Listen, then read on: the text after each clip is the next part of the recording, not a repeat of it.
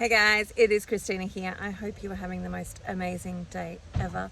I wanted to come and talk about something that doesn't really get talked about a lot in the world of women. maybe behind closed doors, but not necessarily out in public. And that is incontinence. So for many mothers who have had babies or multiple babies or big babies or sort of trauma births or any of those types of things, incontinence is something that you may deal with a bit more regularly than you ever thought that you were ever going to need to. And for me, that was certainly an issue that I actually had. So after the birth of my last baby, I actually never had any problems. So again, if you're new to the channel, my name's Christina. I'm a herbalist, naturopath, life coach, carnivore, and all sorts of other things. But also I am a survivor of a pregnancy condition called Procreta. So Procreta, I'm just going to shut my window because I don't know how loud the cars are. But Procreta is a pregnancy condition where your placenta eats through your uterus. So essentially, normally your placenta would attach to the uterus, just to the lining. And then there's accreta where it starts to invade that lining. And then there is what I had, which is called percreta, where it's not just invaded, but now it's gone outside of the uterus and is starting to go into the other organ areas around it. So your bladder, your bowel tend to be the most common areas that it goes into. Can certainly go into others as well, but those tend to be the most common ones. Now, I've also had 7 children. So my last pregnancy was baby number 7 for me. And I never actually had incontinence at all with my other pregnancies. Not like it was never really a thing I needed to worry about, like an actual fact. So that pregnancy started with 2 babies.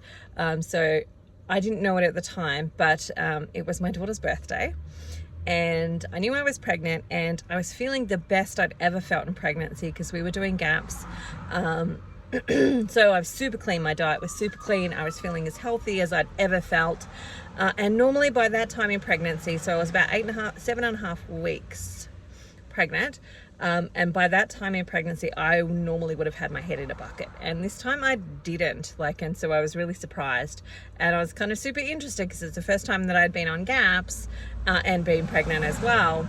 And I was super interested to see what was going to happen. Like, would I, eventually would morning sickness kick in or, would it stay away for the whole pregnancy? I was curious to see what was going to happen. Anyway, so on this particular day, it was one of my older daughter's birthdays. So we usually had a birthday tradition of making pancakes for breakfast. So I got up really early because I also had a workshop that I was going to teach that day. Got up really early and I went downstairs with my little boy at the time who was 1.5, not quite maybe. And got him sorted for was getting him sorted with food and then starting to get sorted for pancakes for breakfast. And I had this gush and I was like, oh, did I just pee myself? Like, that was the first time I'd experienced anything like that. And I had questioned whether I had actually peed myself. And the answer to that was no. What had happened was that I started to bleed. And essentially, that then was the beginning of losing one of those babies and the roller coaster ride that then was my Procreta experience. So even after having 6 babies, 2 of those were C-section babies and 4 of them were natural deliveries, I didn't have incontinence. That wasn't one of my issues that I had. And then have this baby, and after Marcella's birth, that is when incontinence started to be a problem for me. And so that, losing that first baby, that was my first experience with anything that was even remotely like that, to the point where I was like, my thought was, did I just pee myself? I know pregnant women do this. I've never done it, but I've heard of other pregnant women who have done that and that's been an experience for them. Is that what's just happened to me? And then, of course, I went to the toilet and discovered, no, I was bleeding, and then we lost a baby, and then we had the whole journey. And if you want to know that story, go. There's other videos that share why I started Carnivore, and in there I talk about that a little bit too. But essentially, after her delivery. So for me, I had placenta precreta. My placenta had gone all the way through my uterus and into my major blood supply and into my urethra. No, it was it was into my bladder, but it was like right on the corner. So you've got two tubes that come from a kidney. So for each kidney, there's a tube that goes down and then attaches to your bladder. It was right on the corner and the joining of the tube to the bladder. And so they had to dislodge that and then put that tube into the side of the bladder, which essentially means that when my bladder is super full, I get kidney reflux. And kidney reflux is essentially the squeezing of the uterus and, squeezing of the bladder, brain, and the urine going back up into the kidney, which is not fun. And so that's essentially what that is. And that's, for me, I have to always be mindful that I'm emptying my bladder and that I'm not holding on for too long, which is something that mums do, okay? Because if I get a UTI, then that can, of course, quickly lead to a kidney infection. And so that's something that I have to be mindful of. But something that I didn't know was going to happen afterwards was that I would get incontinence. And it's not necessarily a lot, like I've never really actually like peed my pants type of thing, but more like dribble and maybe needing to wear like a liner and those types of things. Now, I always thought that was just going to be my life. That was just the cost of having babies. It was the cost of that pregnancy. It was the cost of, what happened then. And I was okay with that. I didn't love it. It's not my favorite, but I was okay with that. And I thought that would just always be it. Because it was a little bit different than, say, like for me, it felt like it was a little bit different than, say, somebody else developing it because their bladder got lazy, etc., etc. Mine was a surgical sort of situation, and I had to have a bladder bag for like, I know it was a horribly long time. I think it was 4 months in the end after Marcella's birth, before my bladder had healed enough that like it wasn't leaking urine anymore, and so it took a while for that to repair. So that also probably contributed to incontinence and those types of things. Like I had to do bladder challenges. Like when I finally got it out, I had to prove that I could pee before they would let me go home from the hospital, and I was allowed to not continue to wear that stupid thing. I hated it. It was one of the things that I really desperately hated about the whole situation. I hated lots of things during that whole situation, but that was one of the really big ones that was like, oh my God, this makes me feel like not an adult. And I wouldn't go out. They gave me a little thing where you can put it around your leg and you can wear it under your pants. So like nobody knows you're wearing it. I'm like, I know I'm wearing it. I'm not going out. I'm like, unless it's an emergency, I'm not going to be out with this thing on. And so, I wasn't strong enough to walk around and do much anyway. So really it didn't matter that much. But anyway, so I thought that was going to be something I would have to deal with forever. And it wasn't until actually I started Carnivore that I actually started to notice that it went away.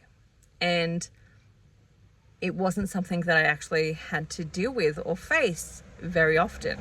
So I would notice, again, it wasn't until I started Carnivore and I was like really tracking my bloods and I was really tracking what was happening that I started to notice that there was a correlation between when my blood glucose was high and incontinence. And that for me was like, oh, hang on. There's a little bit of a trigger here for me in particular. I don't know if it is for anybody else, but certainly for me, when my blood glucose is high, there is a trigger that stimulates my bladder to release some of it, which, logically, if I sit back and go, of course, that makes sense. The bladder doesn't want to hold on to like extra glucose. It wants to get rid of that stuff. And so it's letting it out. But also too, like when I just want to say that for anybody who's starting the carnivore journey or a journey that is along the lines, whether it be ketovore, keto, hypercarnivore, even if it's just GAPS or some other type of healthy eating, the likelihood is that you're going to have some stumbles, you're going to have some falls, you're going to have some I didn't prepare food and I need to just eat something moments. And that certainly was my case in the early days. Like, I've always been fairly good, however there is always just life happens, and there have been times where I've like, I'm so over this, and just spat the dummy. I really rarely do that, but there's been times. And I've, the kids are eating some chips and I've like eaten the chips with them. And I'm just like, oh my God, sugar craving, carb addict, all of the things. And so I've done that with them. Again, not very often. But when I have, I know it. Like, I notice it like no tomorrow. In, headachy symptoms, not feeling fabulous, but then also this incontinence that I hadn't even realized had gone away until like I would have a slip, and then, oh my gosh, it's back. Forgot you. Forgot about what you were like. And the same with like Christmas. So Christmas I had pavlova, and then it took about 14 days for the incontinence to resolve after that. And that's always the case for me, like not necessarily 14 days, but it's not like over tomorrow. It's not a 24-hour thing. It's usually like at least 3 to 4 days of it coming back after having one of those things, like after having something that's not good for me, etc., etc. So it has been a surprise and a shock, because it was not something like, I didn't start Carnivore to get rid of my incontinence, and it wasn't something that I was even really tracking that much until I started to notice it was not there when I had a slip, and then suddenly it was there again.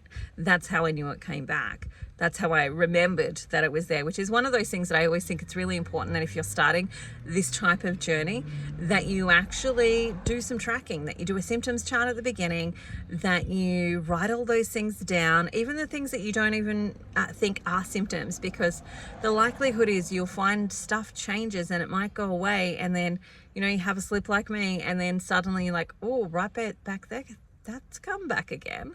And those are the non-scale wins or the non-scale victories that you don't even realize that you're getting benefit from until you have an experience like that. And so I always recommend to my clients, write it all down. Even if you're not sure, you don't think it is, possibly, maybe it might be or it might not be, write it down, because you actually never know until you take the stuff out and you give yourself time. And then when you bring your conscious awareness back to it, you can go, oh, hang on, I haven't actually experienced that in such a long time that it's not even a thing for me anymore.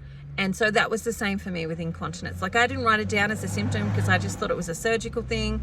It's structural, like diet's not really going to have much of a difference on that. And wham, bam, thank you, ma'am, it totally did. And I'm super, super glad about that, by the way. And I would love to encourage other women who have been experiencing those types of things to think about it too. And there's multiple elements of it for me, one of which, of course, is detoxification. Another element of that is, tonifying the muscles. Like, eggs are really an underrated food, in the sense that, if you eat eggs, and I will often get my clients to do what is called the 10 egg challenge. So they do, the challenge is that they eat 10 eggs a day for 7 days. And what we see from that is that they start to, energy starts to improve, muscle mass starts to improve, they start to develop more muscles, all of those types of things. And if they can go beyond that, that's fabulous. There is some suggested evidence that 36 eggs a day has the same impact as a low dose of steroid when it comes to muscle development. And so for me, I'd much rather eat some eggs than inject anything into my body. And so that can be, another tonifying benefit of like muscles actually getting stronger and more robust, but also reducing things like the triggers for urine outlet, which is high sugar and high toxins within the actual bladder itself, which is one of the things that I see when I've got little people patients, is that for those who have continued or ongoing prolonged bedwetting, that they actually have really high toxicity levels, and that, you know, their body is removing things like mercury, or it's, you know, a lot of high sugar, or it's a lot of high processed products, that when we take those out, that actually helps to resolve it. Now, that's not the only issue, mind you. There could be parasites, there could be some other things that are actually there, but it is certainly one of them. And so I'm just saying, if you've got incontinence, maybe, just maybe, give keto, carnivore a try and see what happens. I would say if you're going to give it a try, you really need to like have the mindset of 12 weeks. Like, certainly start with 2 weeks, and then go to 4 weeks, and then go to like 8 weeks, and then go to 12 weeks. But if you have an actual problem that you're wanting to see if carnivore is going to resolve, give yourself a good 12 weeks to let it happen.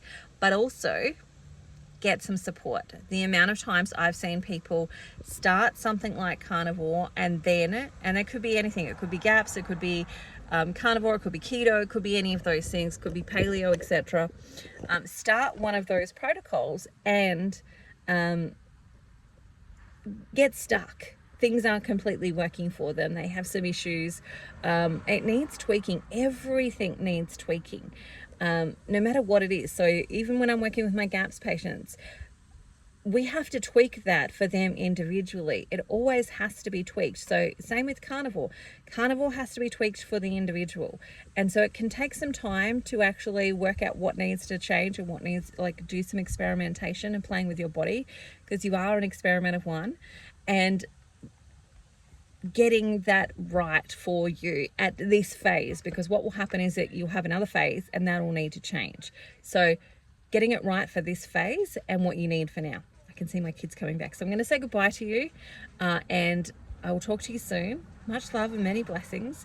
And maybe think about giving carnivore a try. Send me a message, let me know. If you need any help, you're more than welcome to join my carnivore support group. All right, that's it for me today. Goodbye. Look forward to talking to you again soon.